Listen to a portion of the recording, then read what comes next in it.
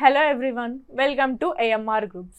So, idioms and phrases లో మనం 3 categories అయితే కంప్లీట్ చేసాము. అవే idioms related to body parts, idioms related to animals and idioms related to colors. ఈ 3 categories complete చేసాము. ఎవరైతే ఆ వీడియోస్ చూడలేదో ఒకసారి చూసేయండి. ఓకే, సో మనం అసలు idioms అంటే ఏంటో గుర్తుంది కదా. లైక్ దానికి ఉన్న మీనింగ్ కాకుండా there will be a creative meaning. ఆ క్రియేటివ్ మీనింగ్ కోసం కొంచెం క్రియేటివిటీ యూస్ చేసి మనము ఆ మీనింగ్ ఏంటో కూడా గుర్తించాలి. ఓకేనా?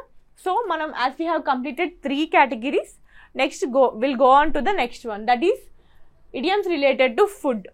ఇడియమ్స్ రిలేటెడ్ టు ఫుడ్ అంటే మనకు తెలిసిందే ఏంటి, ఫుడ్ గురించి అయితే కాదు, జస్ట్ ఫుడ్ వర్డ్స్ అనేవి ఉంటాయి. ఇప్పుడు బీన్స్ కానీ కేక్ కానీ అలాంటి వర్డ్స్ తోటి ఇంక్లూడ్ అయి ఉన్న ఇడియమ్స్. ఓకే, సో మనం ఈజీగా కన్ఫ్యూజ్డ్ ఫ్రీ ఉండడానికి మనం ఇలా కేటగిరీ వైజ్ డివైడ్ చేస్తాము. Okay, now let us start the idioms related to food.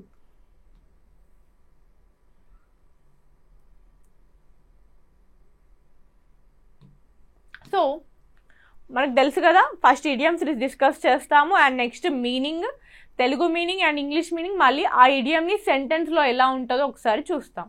Okay, first piece of cake. Piece of cake అంటే ఏంటి? వెరీ ఈజీ అని అర్థము. పీస్ ఆఫ్ కేక్ ఇంత ఉంటుంది, దాంట్లో చిన్న ముక్క అంటే ఈజీ, అంటే పెద్ద భాగం కంటే ఇది చిన్నగా ఉంది కాబట్టి easy, very easy.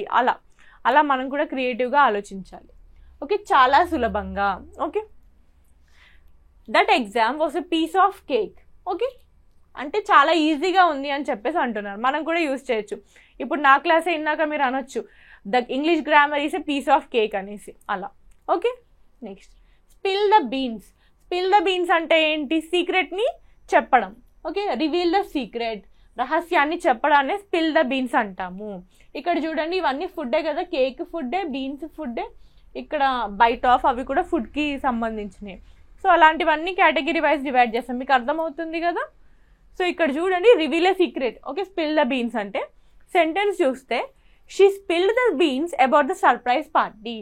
Surprise party గురించి లైక్ సీక్రెట్ అనేది రివీల్ చేసింది. అంటే ఎవరైతే బర్త్డే గర్ల్ ఉందో వాళ్ళకే సీక్రెట్ చెప్పేస్తే ఎలా ఉంటుంది? సో ఆ సెంటెన్స్ కూడా అలానే ఉందన్నమాట. సర్ప్రైజ్ పార్టీ గురించి బర్త్డే గర్ల్కి వెళ్ళి సీక్రెట్ చెప్పేయడము, spill the beans. Next bite off more than you can chew.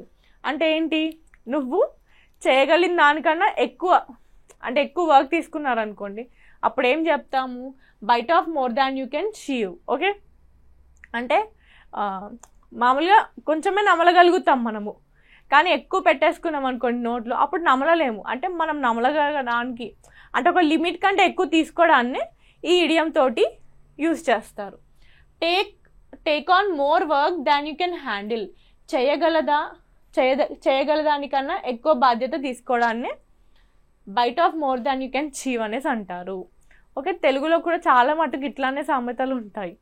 Okay, don't byte off more than you can చీవ్ with 3 jobs. 3 jobs ఉంటే ఎవరైనా హ్యాండిల్ చేయలేరు కదా. సో మనం ఎంతవరకు అయితే లిమిట్, అంటే మనం చేయగలము ఆ లిమిట్లోనే ఉండాలి. ఎక్కువ చేస్తే మనకే ట్రబుల్ కదా. ఓకే, అదే bite off more than you can chew. Next butter someone up. Butter someone up అంటే ఫ్లాటర్ సమ్మన్, అంటే మాయ మాటలు చెప్పడం. ఇప్పుడు మామూలుగా హాస్టల్స్లోనే చూస్తుంటారు, వార్డెన్కి వెళ్ళి కాకా పడుతుంటారు అన్నాడు, మేడం మీరు బాగున్నారు, ఇది ఉన్నారు అది ఉన్నారు అని చెప్పేసి. సో దాన్ని ఏమంటున్నారు ఇక్కడ? Butter someone up. ఓకే, వెన్నబోయడం అన్నమాట, మామూలుగా తెలుగులో చెప్తా. He's trying to butter up the teacher for better grades. Same ఇక్కడ హాస్టల్ మేడం అన్నారు, అక్కడ టీచర్ దగ్గరికి వెళ్ళి టీచర్ని బటర్ అప్ చేస్తున్నారు అన్నమాట. లైక్ టీచర్ మీరు బాగున్నారు, టీచర్ మీరే బాగా చెప్తారు, అలా టీచర్ మంచి మార్క్స్ వేస్తుంది కదా. సో అక్కడ ఏమని యూస్ చేస్తున్నారు? Buttering the teacher up. Okay, next cry over spilled milk. Cry over spilled milk అంటే ఏంటి? Worry about something that can be changed. ఏదైతే చేంజ్ కాదో, అంటే పర్మనెంట్గా అంతే ఉంటుందో దాని గురించి మనం ఏడుస్తుంటే అప్పుడు ఏమంటాము? Cry over spilled milk. Okay, ఇక్కడ చూడండి, జరిగిన దానిపై బాధపడము. అంటే ఇప్పుడు మిల్క్ అనేది పడిపోయినాక మళ్ళీ మనం తీసుకెళ్ళి మళ్ళీ ఆ గిన్నెలో పోయలేం కదా. సో అది పోయినట్టే, దాన్ని చేంజ్ చేయలేము. సో ఆ సెంటెన్స్ దాని మీనింగ్ కూడా అలానే ఉందని చూడండి. Cry over spilled milk, worry about something that can be changed. Okay, sentence చూసుకుంటే don't cry over spilled milk, move on. అంటే ఏదో జరిగిన దాని గురించి బాధపడకు, మూవ్ ఆన్ అవ్వు. ఓకే, మీకు లైక్ కొంచెం లాజిక్గా ఉపయోగిస్తే మిల్క్ కింద పడిపోయినా కానీ, వాటర్ కింద పడిపోయినా కానీ మనం తీసి ఆ గిన్నెలో ఎత్తలేము, అవి అంతే పోతాయి పర్మనెంట్గా, మనం చేంజ్ చేయలేము దాని స్టేటస్ని. సో అప్పుడు మనం ఏం చేయాలి, మూవ్ ఆన్ అయిపోవాలి. సో ఇడియం అయితే అర్థమైంది కదా, don't cry over the spilled milk అనేసి. Next, bring home the bacon. Bring home the bacon అంటే earn money to support a family. Okay, కుటుంబాన్ని సపోర్ట్ చేయడానికి లైక్ ఇన్కమ్ని తీసుకురావడాన్ని బ్రింగ్ హోమ్ ద బేకన్ అంటారు. ఇంతకుముందు లైక్ ఐవీసీ ఎర్లీ ఏజ్ పీరియడ్లో ఏం చేస్తుండే, మామూలుగా మన పురాణోస్లో కానీ హంటర్స్ ఏం చేస్తారు, ఇంటికి ఏదైనా జంతువుని చంపి తీసుకొస్తాడు. ఓకే, అలా ఏం చేస్తారు, చంపి తీసుకొస్తే వాళ్ళు వాటిని లైక్ కాల్చుకొని కానీ వాళ్ళు తింటారు. సో అక్కడ ఏమవుతుంది, ఫ్యామిలీని సపోర్ట్ చేయడానికి ఒక బేకన్ అంటే ఒక ఎనిమల్ని తీసుకొస్తున్నారు. సో ఇది కూడా అలానే ఆలోచించండి, బ్రింగ్ హోమ్ ద బేకన్ అంటే అది తినడం వల్ల ఫ్యామిలీ అంటే లైక్ ఫుడ్ అనేది వెల్ సఫిషియంట్ అయిపోతుంది. ఇక్కడ ఏంటి, మనం ఇప్పుడు మోడర్న్ ఎరా కాబట్టి ఎర్న్ మనీ, అప్పుడు ఫుడ్ సరిపోయింది, ఇప్పుడు మనీ కావాలి మనకి, లైక్ లైవ్లీహుడ్ ఉండాలి ప్రతి ఒక్కరికి, మంచి లైఫ్ని లీడ్ చేయాలంటే. సో ఇక్కడ బ్రింగ్ హోమ్ ద బీకన్ అంటే earn money to support the family. Okay, he works hard to bring home the bacon, ఫ్యామిలీని సపోర్ట్ చేయడమే. Next, have a lot on once plate. Have a lot on once plate అంటే be very busy. Okay, మామూలుగా ఇది English movies చూస్తుంటే మీకు అర్థమైపోయి ఉంటుంది, like plate మీద మామూలుగా ఎక్కువ ఉన్నాయి అనుకోండి, ఏంటి తినడానికి కూడా ఎక్కువ టైం పడుతుంది. అలానే బిజీ పర్సన్స్ కూడా ఏమవుతారు, ఎక్కువ పనులు ఉండడం వల్ల లైక్ ప్లేట్లో లైక్ తినే వస్తువుల్ని వాళ్ళకున్న పనులు అనుకుని అప్పుడు బిజీగా ఉంటారు. అలా ఆలోచించండి. సో దాని సెంటెన్స్ చూసుకుంటే she has a lot on her plate with work and family and work వల్ల తను చాలా బిజీగా ఉందని చెప్తున్నారు. ఇది మనం కూడా చాలా ఈజీగా డైలీ లైఫ్లో యూజ్ చేయొచ్చు. ఇలా ఏమవుతుంది, మన వొకాబులరీ కూడా ఎన్హాన్స్ అవుతుంది. నెక్స్ట్, కోచ్ పొటాటో ఏంటి అంటే లేజీ పర్సన్ అంటే.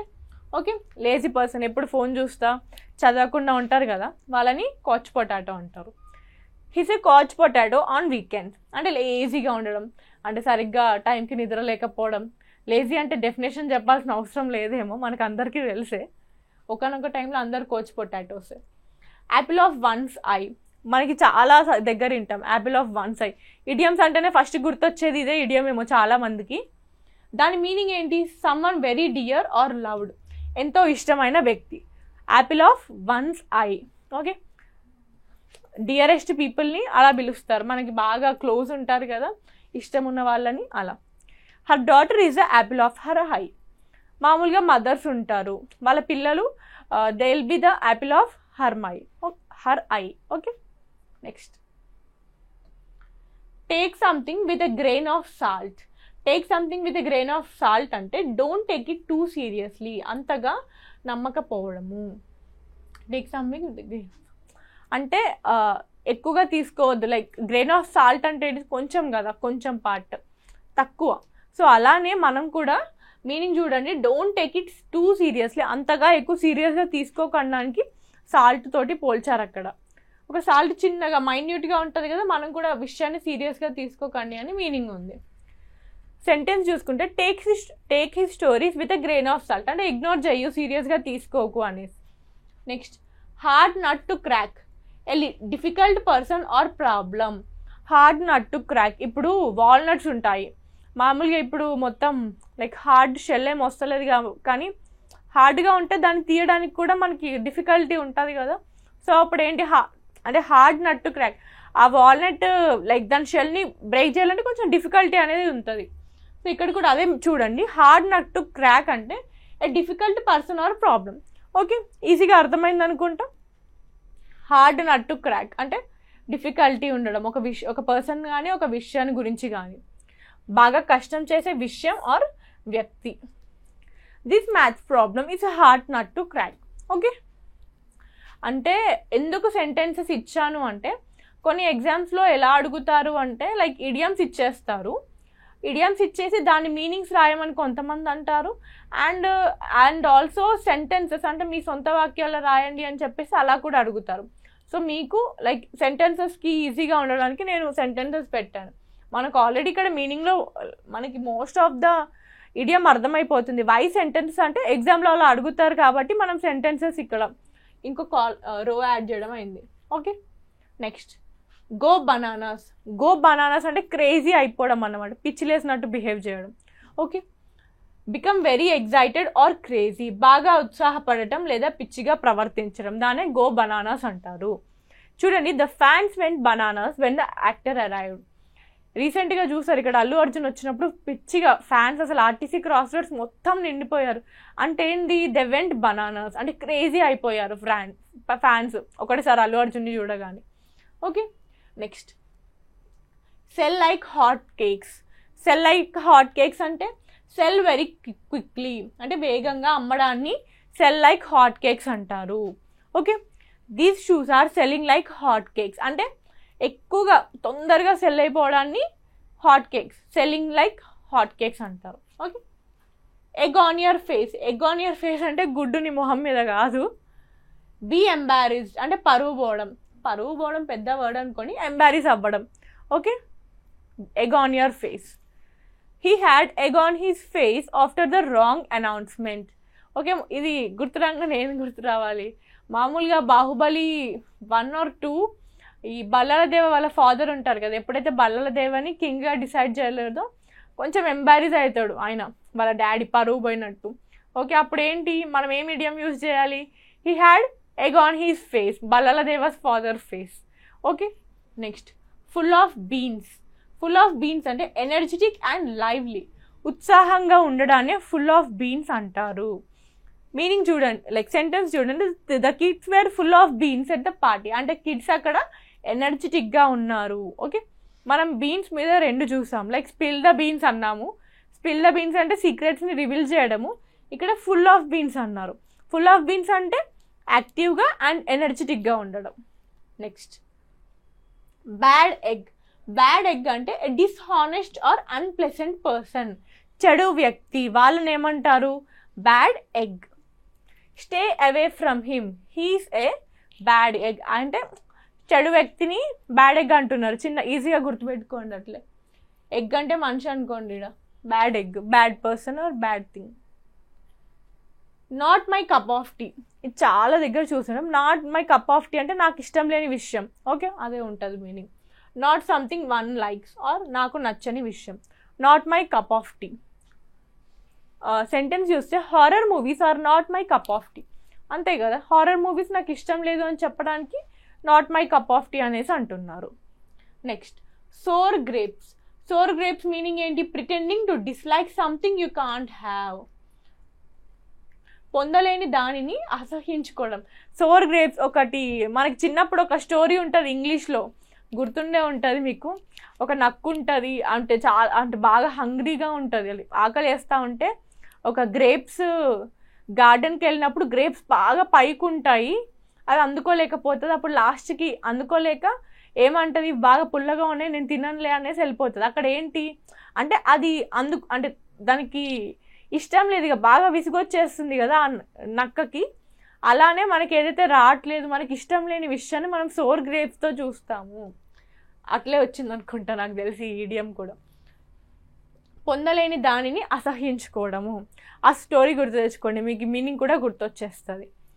Saying the job was boring is just sour grapes అంటే జాబ్ ఇష్టం లేదు, జాబ్ బోరింగ్గా ఉంది అనడానికి సోర్ గ్రేప్స్ని యూస్ అంటే అసహించుకోవడం, పొందలేని దాని గురించి అసహించుకోవడాన్ని సోర్ గ్రేప్స్ అంటారు. జాక్ స్టోరీ గుర్తు చేసుకోండి, నక్క story, the jackal and the grapes.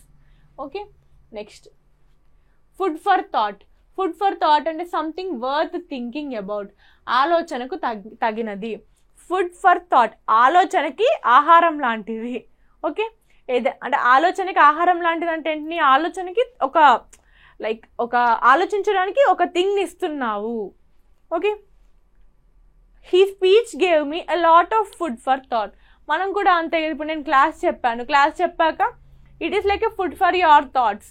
మీకు డౌట్స్ ఉన్నాయనుకోండి, ఆ డౌట్స్కి ఇది కొంచెం ఫుడ్ లాగా అవుతుంది అన్నమాట.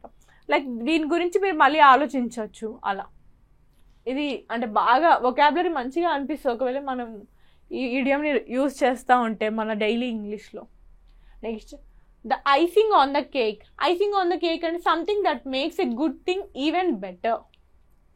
ఇప్పుడు కేక్ ఉంది, మామూలుగా కేక్ ఇలా ఉంటుంది కదా, దాని మీద క్రీమ్ రాసి మొత్తం లేయరింగ్ అలా చేస్తే ఏమవుతుంది, ఇంకా బెటర్గా కనిపిస్తుంది.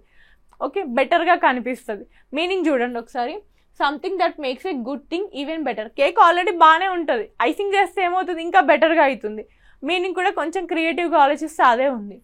Something that makes a good thing even better అంటే మంచి విషయాన్ని ఇంకా మెరుగుపరచడాన్ని the icing on the cake అంటారు.